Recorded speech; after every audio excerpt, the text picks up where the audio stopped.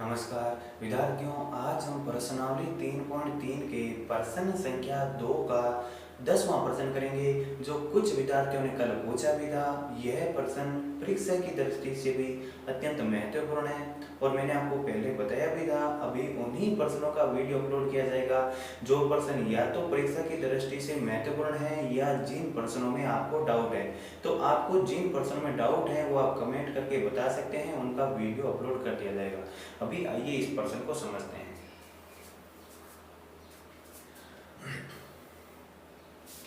प्रश्न है, गुणनखंड विधि द्वारा समीकरण को हल कीजिए।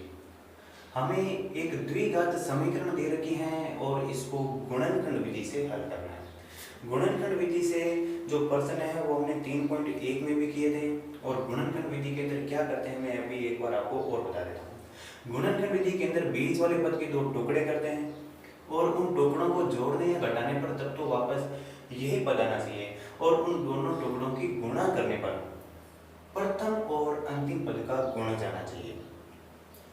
लेकिन इस प्रश्न में जो प्रॉब्लम आती है वो आती है इस बीच वाले पद के टुकड़े करने। यही इसकी प्रॉब्लम है कि इसमें टुकड़े किस तरीके से होंगे, लेकिन इसके टुकड़े करना बहुत ही आसान है। और आसान किस तरीके से है आइए देखिए। सबसे पहले तो हमें ये जो द्विघात समीकरण दे रखी है इसको हम सरल रूप में लिख लेते हैं।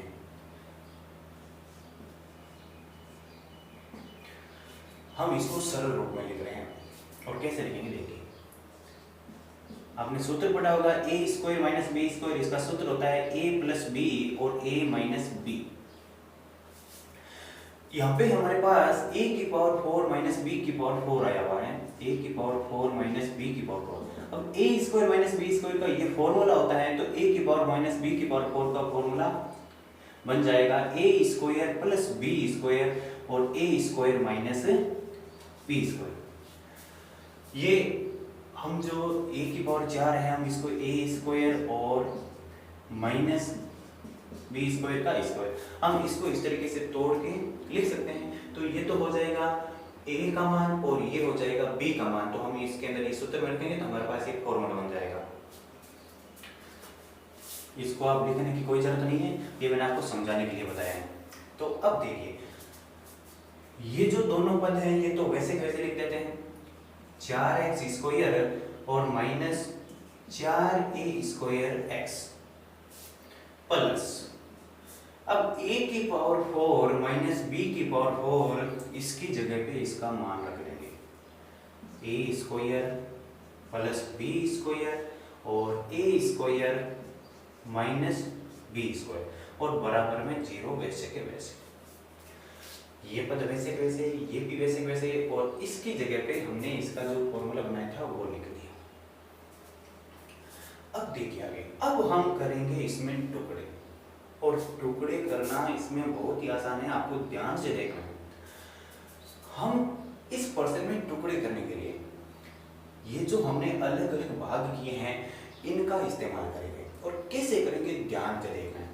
ये 4x स्क्वायर ये तो वैसे के वैसे लिख दो, 4x स्क्वायर ये तो वैसे कैसे लिख दो। ध्यान रखना अभी हम इस पद के टुकड़े कर रहे हैं और टुकड़े करने के लिए हम इन्हीं दोनों पद का इस्तेमाल करेंगे और कैसे करेंगे ध्यान से देखना है। ये तो वैसे वैसे लिख दिया। अब हम इनको लिख देते हैं अलग अलग यहाँ पे a स्क्वायर और प्लस b स्क्वायर, थोड़ी सी जगह छोड़ के लिखना है और आगे इसको लिख देते हैं a square minus b square. ये जो दोनों पद थे इन दोनों को हमने लिख दिया अलग अलग। उसके बाद लास्ट में ये जो मान है ये तो वैसे कैसे लिखेंगे प्लस का a square plus b square और a square minus b square और बराबर 0।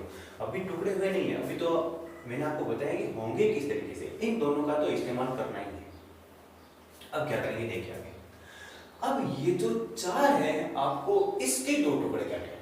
अब 4 के दो टुकड़े क्या हो जाएंगे 2 इंटू 2, चिन्ह माइनस का है तो यहाँ पे भी आपको माइनस का 2 लेना है और यहाँ पे भी माइनस का 2, क्योंकि माइनस का 2 और माइनस का 2 कितना हो जाएगा माइनस का 4। और आपको पता है चर है जो x है वो तो इसके अंदर भी आएगा और इसके अंदर भी आएगा, तो इस 2 के साथ में आपको x भी लेना है। ये हो गए इसके टुकड़े। मैं एक बार फिर रिपीट कर देता हूँ, इसमें आप पर्सन में आपको बिल्कुल भी सोचने की जरूरत नहीं है। ये जो आपने 2 अलग अलग भाग किए हैं, इन्हीं भाग से इसके 2 टुकड़े हो जाएंगे। एक बार तो इसको लिख लें और एक बार इसको लिख लें। अब ये जो 4 है इसके 2 टुकड़े कर लें, तो 4 के 2 टुकड़े क्या हो जाएंगे, माइनस का चिन्ह है तो -2 और -2, और जो ये x है ये तो दोनों के साथ में आई गए, इसके साथ में भी आएगा और इसके साथ में भी आएगा, तो ये हो गए इसके 2 टुकड़े। अब इन दोनों की जोड़ने या घटाने पर तो वापस ये पता आना चाहिए, और इन दोनों की गुणा करने पर ये जो 2 टुकड़े हैं, एक टुकड़ा तो देखिए ये हुआ है ये, और एक टुकड़ा हुआ है ये 2 टुकड़े के हैं। इनको जोड़ने या घटाने पर तो वापस यही आना चाहिए, और इन दोनों की गुणा करने पर पहला और लास्ट वाले पद का गुणा जाना चाहिए। अब हम ये चेक कर लेते हैं कि आ रहा है कि नहीं आ रहा। तो देखिए इधर पहले इसको इनको खोल लेते हैं, -2x की गुणा a² से करेंगे तो -2x और a²। अब -2x की गुणा +b² से करेंगे तो माइनस प्लस हो जाएगा माइनस, और 2x की गुणा b² से करेंगे तो आ गया 2x और b²। अब देखिए, अब इसको -2x की गुणा a² से करेंगे तो -2x और a²। अब माइनस माइनस हो जाएगा प्लस, और 2x की गुणा b² से करेंगे तो हो जाएगा 2x और b²। अब देखिए प्लस का 2x b² और माइनस का 2x b² कट गया। अब माइनस का 2x a² और माइनस का 2x a² तो टोटल हो गया माइनस का 4x a²। तो क्या यहाँ पे जोड़ने पर ये आ रहा है, माइनस का 4x a² माइनस का 4 a², ये इधर आगे पीछे होने से इस पर कोई फर्क नहीं पड़ता है, तो ये जोड़ने या घटाने पर तो ये आ रहा है। अब देखते हैं गुणा करने पर।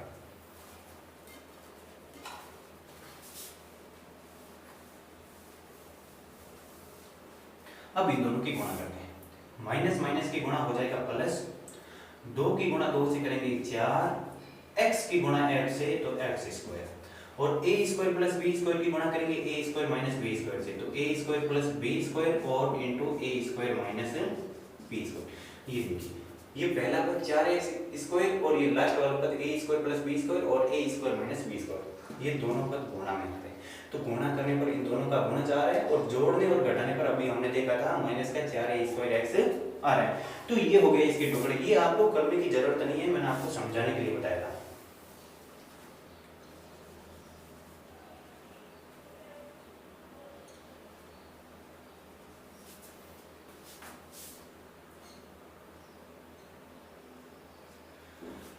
तो अभी आपको इसके टुकड़े पता चल गए होंगे किस तरीके से हैं।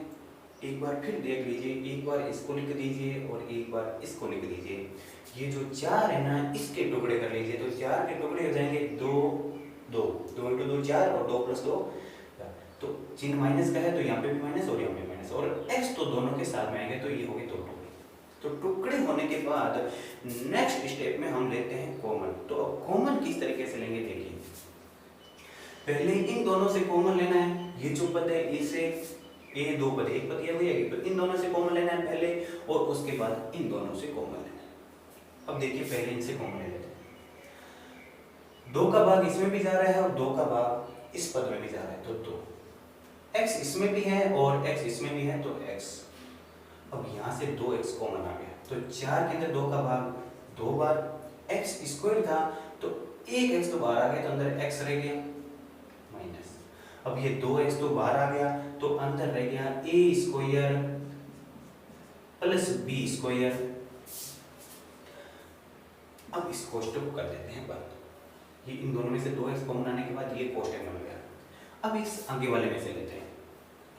हम देख रहे हैं इसके अंदर a² माइनस b² है और इसके अंदर भी a² माइनस b² है, तो यहाँ से कॉमन आ रहा है a² माइनस b² और चिन्ह यहाँ पे है माइनस का, तो a² माइनस b² यहाँ से कॉमन आ रहा है।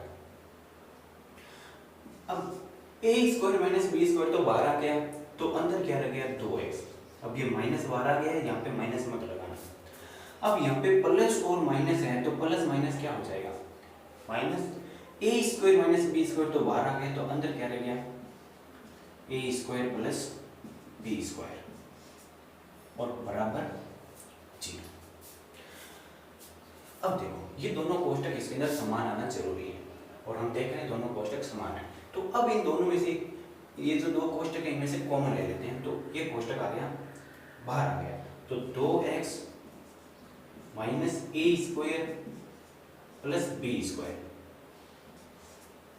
ये कोष्टक ये कॉमन आ गया, तो यहाँ पे क्या बच जाएगा, 2x माइनस ए स्क्वायर माइनस बी स्क्वायर और बराबर 0। देखिए ये जो दो कोष्टक थे तो ये तो आ गया बाहर, और ये कोष्टक ये बन गया 2x माइनस ए स्क्वायर माइनस बी स्क्वायर। अब यहाँ पे हम एक बीच में लाइन खींच लेते हैं, एक बार इसके बराबर में 0 लिख देते हैं, एक बार इसके बराबर में 0 लिख देते हैं, तो यहाँ पे हो जाएगा 2x माइनस ए स्क्वायर प्लस बी स्क्वायर और बराबर 0, और एक बार इधर इसके बराबर में 0 लिख देते हैं, 2x माइनस ए स्क्वायर माइनस बी स्क्वायर और बराबर 0। अब यहाँ पे कर लेते हैं पक्षांतरण, ये माइनस का, ये कोष्टक माइनस का है तो उधर जाएगा प्लस में बदल जाएगा, तो 2x बराबर ए स्क्वायर प्लस बी स्क्वायर, अब ये 2 गुणा में है तो किस में आएगा, भाग में आ जाएगा, तो x बराबर ए स्क्वायर प्लस बी स्क्वायर बटे 2। अब इस द्विघात समीकरण का एक मान तो ये आ गया, और एक और इस किस तरीके से करेंगे, देखिए यहाँ पे भी पक्षांतरण कर लेते हैं, ये माइनस का उधर जाएगा, किस में बदलेगा, प्लस में, ए स्क्वायर माइनस बी स्क्वायर, 2 गुणा में किस में आएगा, भाग में, ए स्क्वायर माइनस बी स्क्वायर बटे